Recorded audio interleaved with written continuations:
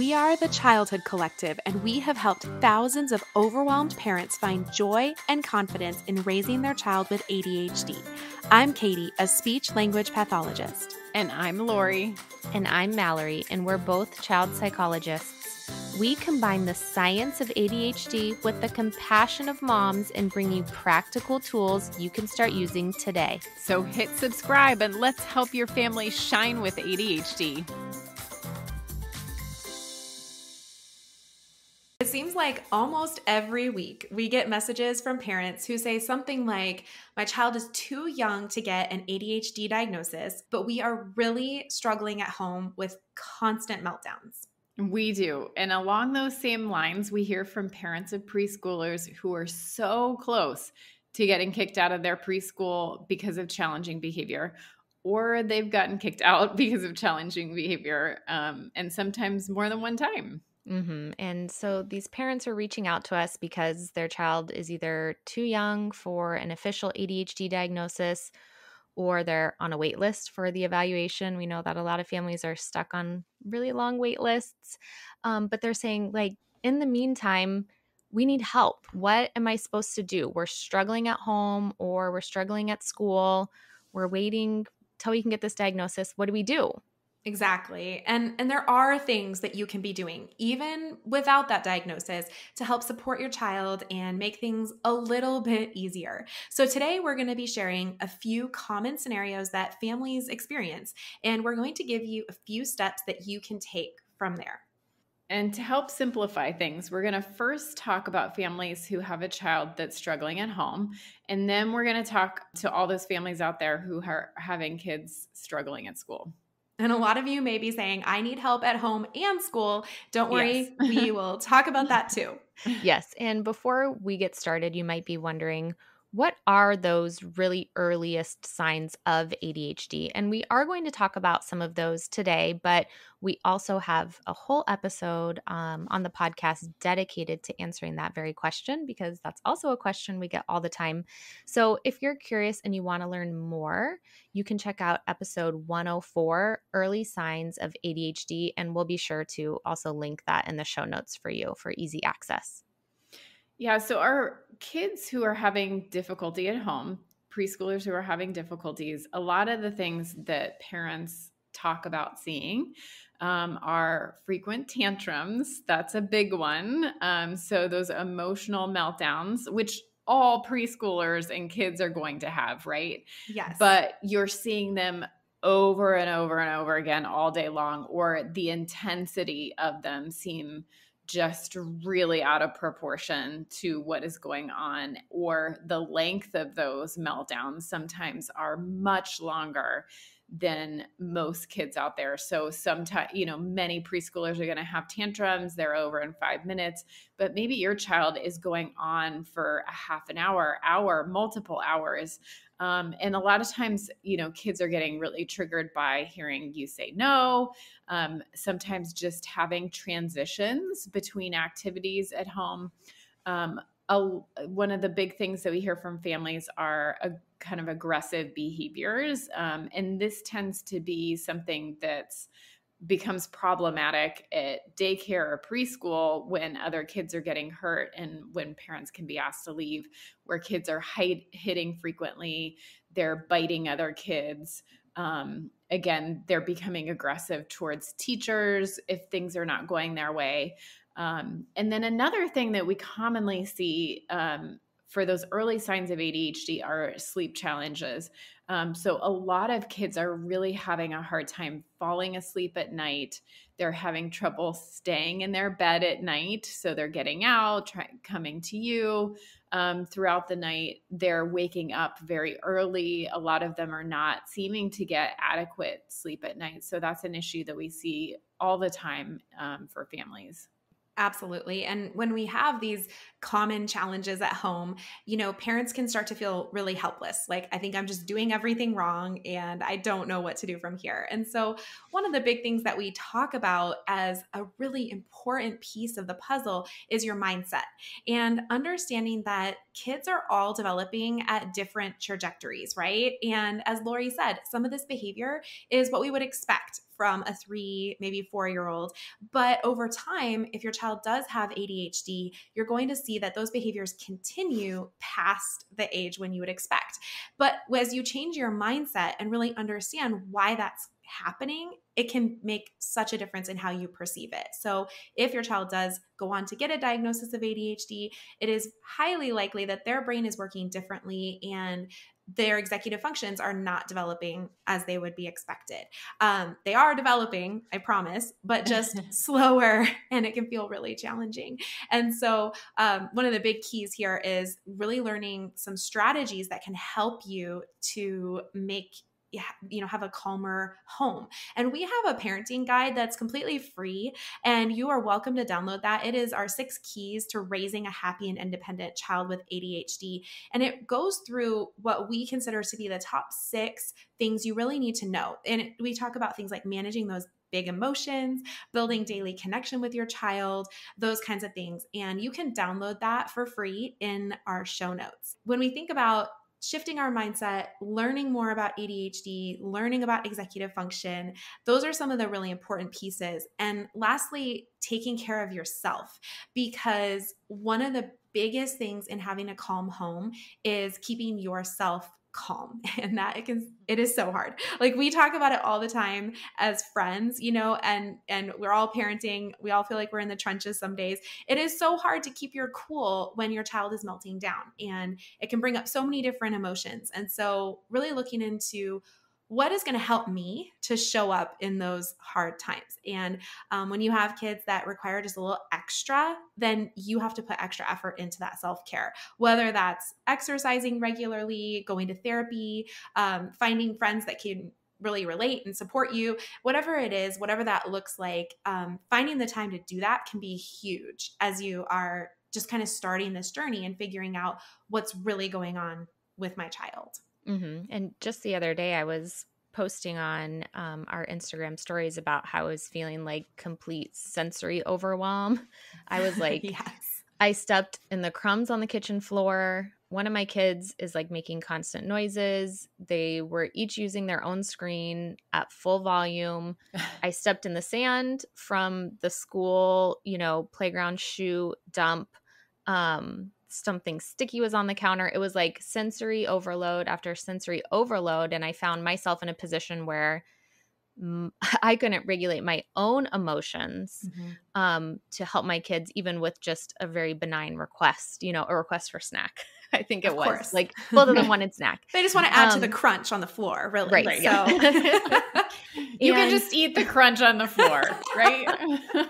And so I was genuinely asking for ideas from our community, which I love. And I loved that so many of first of all, everyone was like, I relate 100%. I think 99% of people said they could like relate to the sensory overwhelm feeling.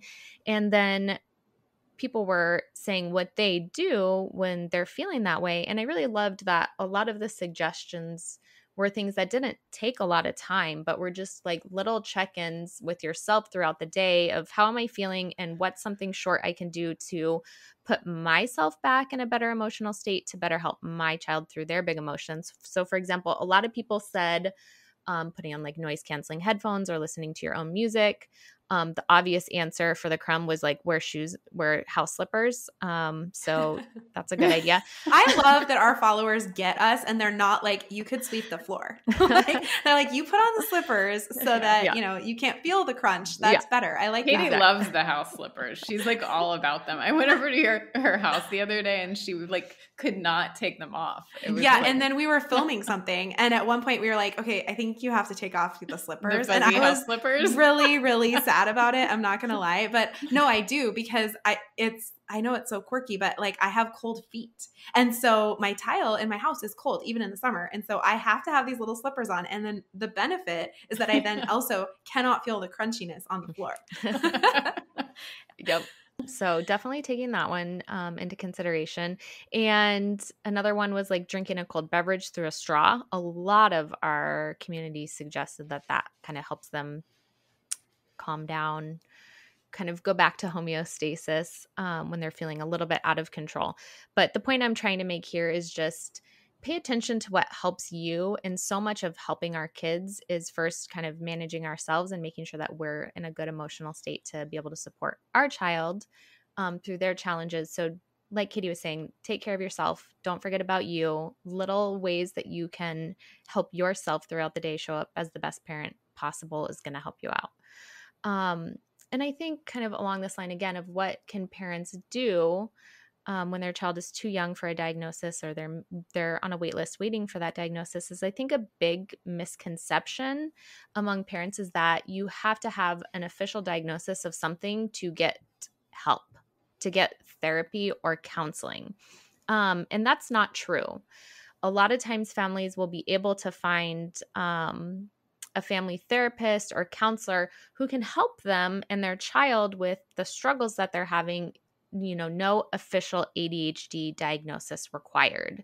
So I want parents to know that that's an avenue that they can pursue even while waiting for that official ADHD diagnosis. There are options out there to them. Yeah. They don't have to struggle through all of those early childhood years before finally speaking to a professional about it. Yeah, I've talked with several families in the last couple of weeks that their kids are older now, but they were kind of talking about their history, and many of them were seeing a therapist when their kids were 2, 3, 4. And again, a lot of times we're like, well, our kids are too young because we think of therapy as like talk therapy, right? There are therapists out there that work with parents to develop strategies and help you at home.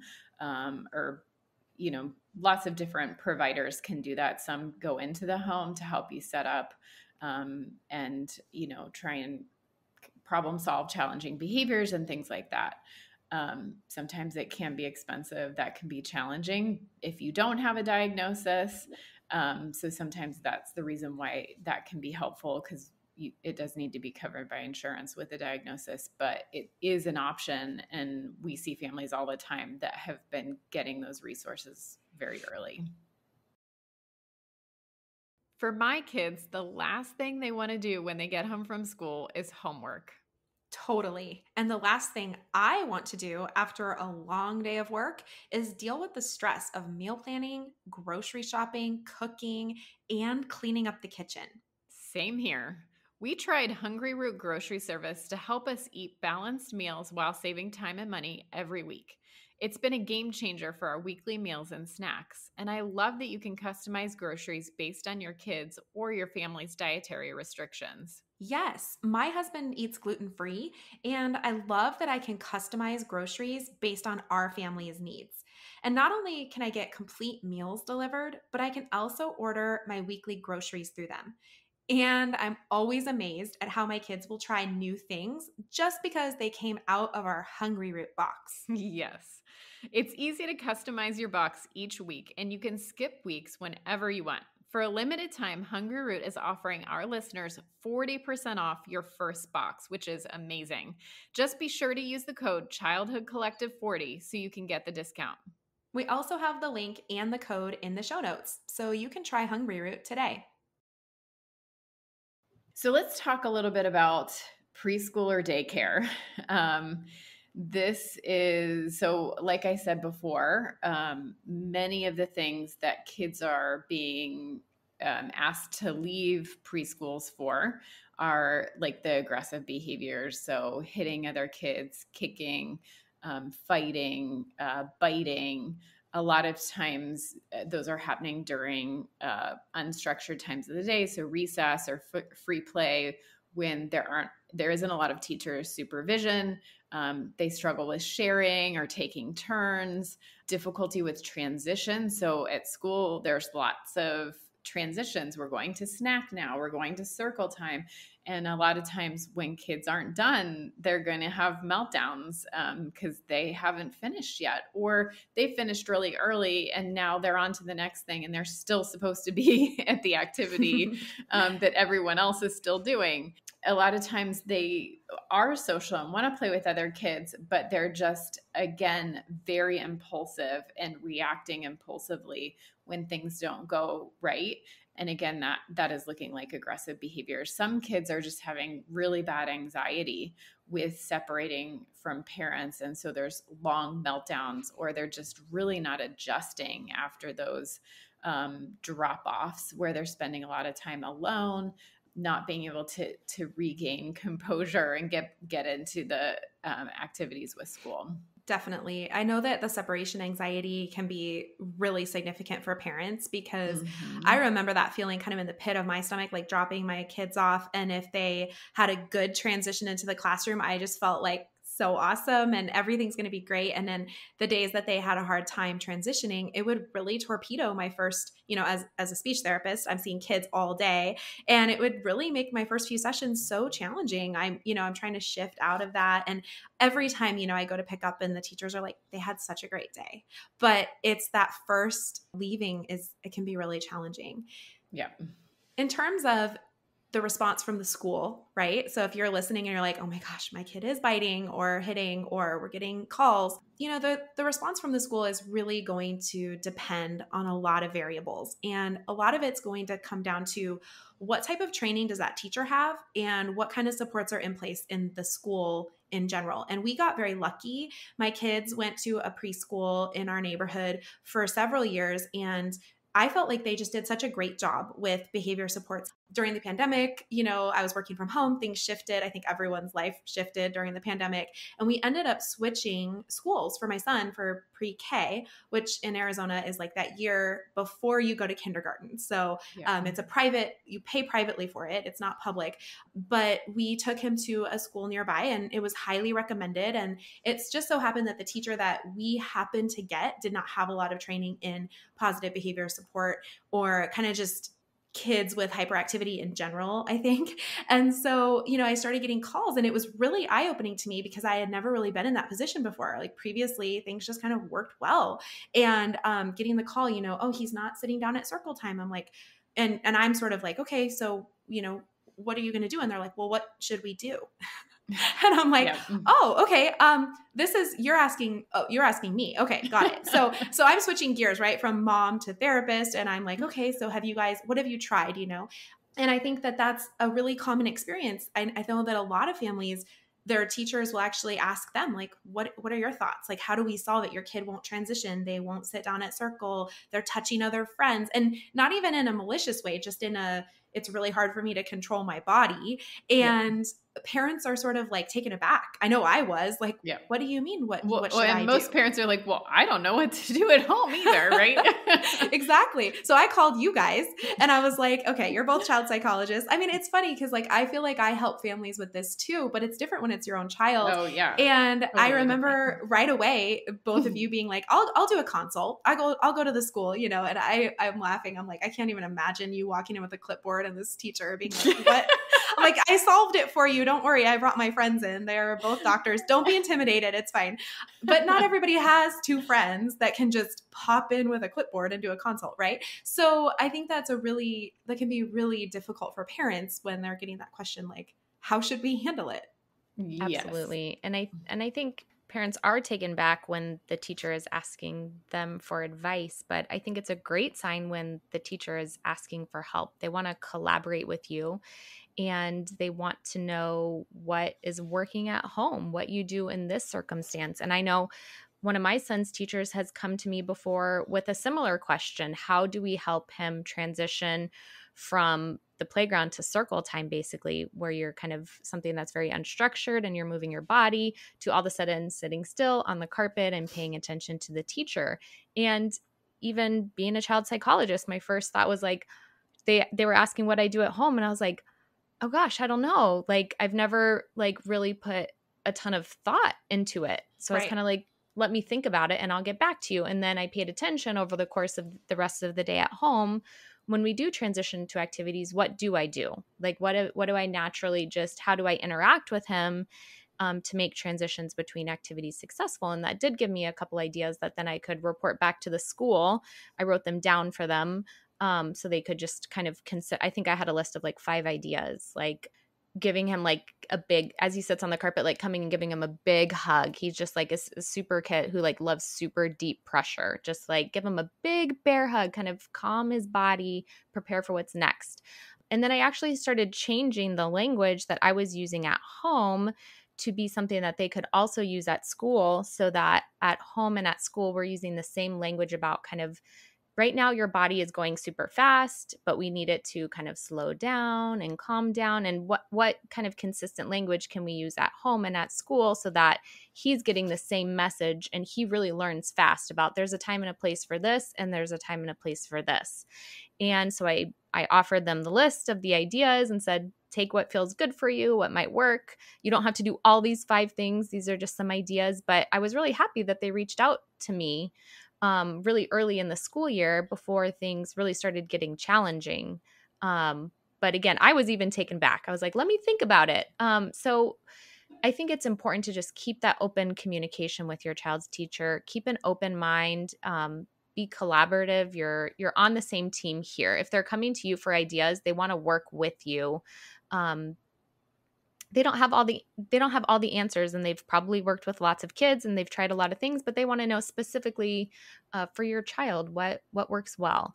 And then moving forward, make a plan to check in with them regularly about how things are going on that particular challenge that they were having. Do you need to kind of adjust? Are things going better now? But I love when parents and teachers can be consistent across home and school too. I think that's a huge piece of helping our kids be successful at school when they're hearing the same thing both places.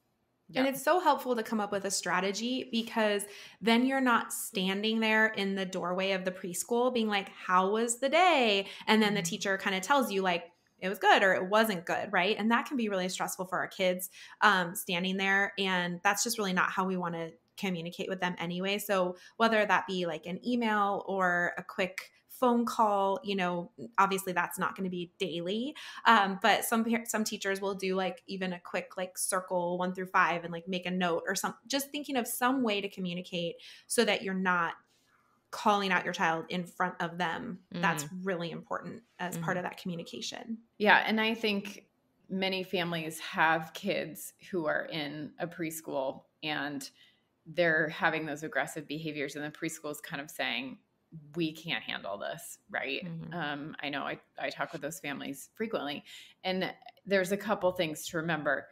Most private preschools they really don't have any training in how to address behaviors. They don't have a lot of training in no training usually in ADHD specifically.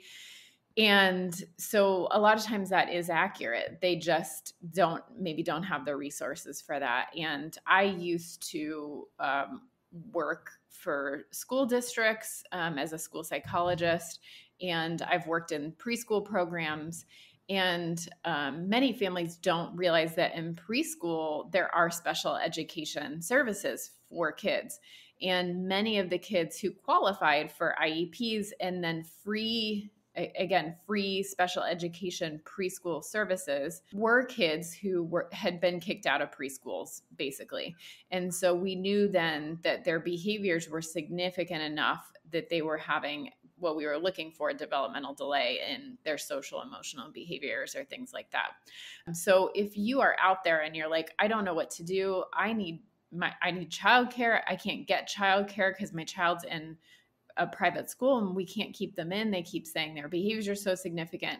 Go to your local school district and you can request a free preschool evaluation for your child. So that would be like one of the first steps that I would take.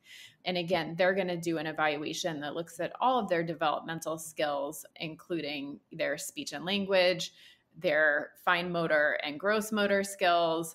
They're going to look at their self-help skills and feeding themselves and dressing and using the toilet and things like that. And their social emotional skills for kids with ADHD or suspected ADHD. It's that social emotional kind of component that usually is significant and can often be significant enough to warrant them getting those special education services. And that's free to you. So again, if they qualify for preschool, they will have goals. They'll be working with a more specialized preschool teacher who knows how to address behaviors. They do that all day long, and they can't just ask your child to leave. That's not an option for them. So if you are in that position, just know that that's an option. And we always, when you make a request for an evaluation, we always say put it in writing. Don't just like walk in, but write an email or write a letter going to the school district asking for that evaluation. Absolutely. I think so many parents don't realize that that's an option, and then, it feels a little daunting. So always just start by putting that request in writing, and it gets the ball rolling. Yeah. So let's just talk for a minute then about the families where, we've talked about school, we've talked about home. I'm sure a lot of you listening are like, yeah, we are struggling in both and at grandma's house and in the car and at swim. And it's really exhausting. And so we just want to start with, it's a lot. And you're doing amazing. Like we really know that if you're taking the time to sit here and listen to this podcast, you're trying to learn and grow and help support your child. And so let's just start there and take a minute for the fact that you're doing a great job. And at the same time, it's okay to put certain things on the back burner. It can feel really overwhelming, especially as you start to learn more, that you're like, oh my gosh, okay, we're going to work on emotion regulation, and I'm going to help support their transitions, and we're going to make a functioning morning routine so that my child has these pictures and they know how to get themselves completely ready to go out the door. And it's all with the best intentions, right? But keeping in mind that it's a journey and your relationship with your child is very, very important. You don't have to address absolutely everything at once, and give yourself permission to just choose the things that are the most important right now, and consciously remind yourself we're not focused on that. That part we'll get to, and it's okay. Yep. I think that's a really important message for families to hear. You can't do it all. You don't need to do it all. And our main takeaway for you today is, maybe your child is too young for an official ADHD diagnosis, or you're waiting for an evaluation, but whatever your situation, there are steps that you can take today if you suspect that your child does have ADHD. And as always, we're here to support. Thanks for listening to Shining with ADHD by your hosts, Lori, Katie, and Mallory of the Childhood Collective.